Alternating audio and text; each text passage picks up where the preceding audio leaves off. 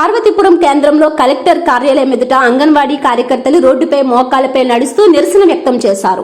ఇచ్చిన హామీ మేరకు ముఖ్యమంత్రి వైఎస్ జగన్మోహన్ రెడ్డి తమ సమస్యను పరిష్కారం చేయాలని చేతులు జోడించి మోకాలపై రోడ్డుపై నడిచి నిరసన తెలిపారు. గత 3 రోజులుగా సిఐటియు ఆధ్వర్యంలో అంగన్వాడీ కార్యకర్తలు నిరసన వ్యక్తం చేస్తున్నారు. తమకు ప్రభుత్వంపై నమ్మకం ఉందని, రాష్ట్ర ప్రభుత్వం కూడా తమను గౌరవించి ఇచ్చిన మాట ప్రకారం తెలంగాణ కంటే జీతాలు పెంచాలని డిమాండ్ చేశారు.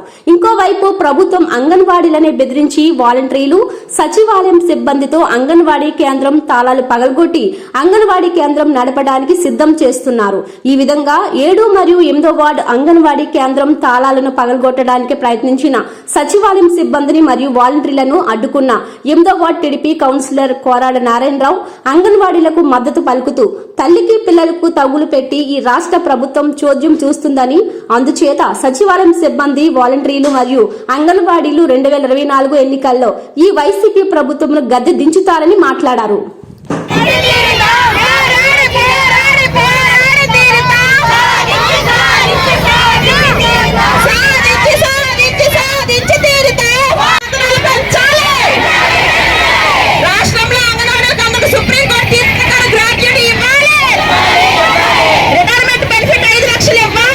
గత 2 నెలల నుండి ప్రభుత్వానికి వినతి పత్రాలు అందిస్తూనే ఉన్నాము.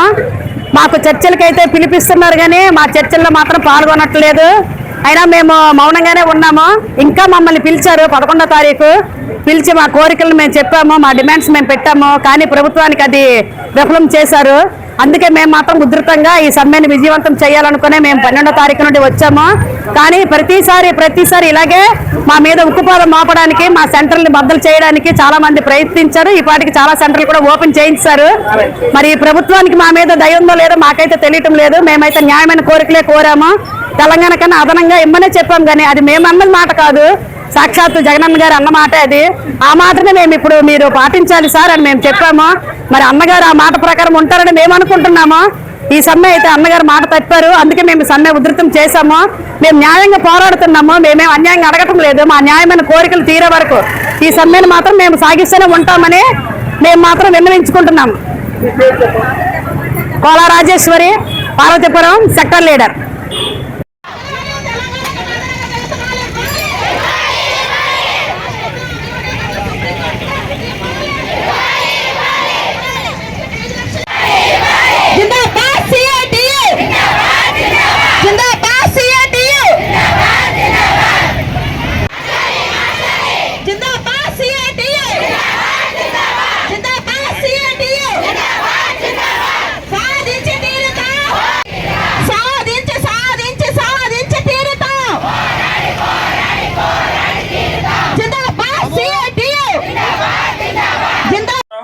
ఈరోజు ఆంధ్రప్రదేశ్ రాష్ట్రం మొత్తం మీద కూడాను అంగన్వాడీ కేంద్రాలు గత 3 రోజులు బట్టి వాళ్ళ యొక్క మంత్లీ నెలవారీ శాలరీలు ఇవ్వటం లేదు. 6 నెలల నుంచి కూడాను వాటి పరంగా వాళ్ళకి పెంచవలసిన ఆదాయాన్ని కూడా పెంచకుండా నానా రకాలుగా ఇబ్బందులు పెడుతూ ఇబ్బందులు పడుతూ కూడా అంగన్వాడీ నడుపుకుంటూ ఇన్ని సంవత్సరాలు గడుపుకొని వచ్చారు.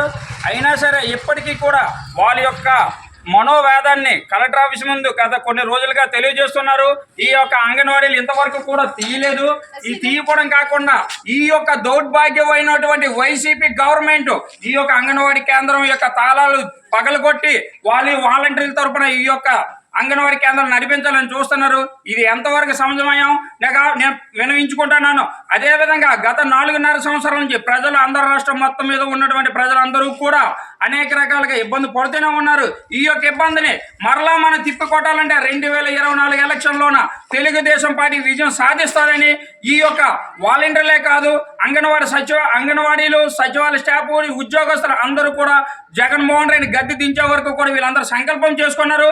గద్దె దించుతారు. వీళ్ళకి సరైన జవాబు 2024 ఎలక్షన్లో చూపిస్తామని ఈ అంగన్వాడీ కేంద్రాన్ని అతి దౌర్జన్యంగా ఇక్కడ ఓపెన్ చేస్తున్నారు. పార్వతీపురం నియోజకవర్గం కొత్త వలస గ్రామం 8వ వార్డు కౌన్సిలర్ కోరాడ నారాయణరావు విన్నవించుకుంటున్నారు.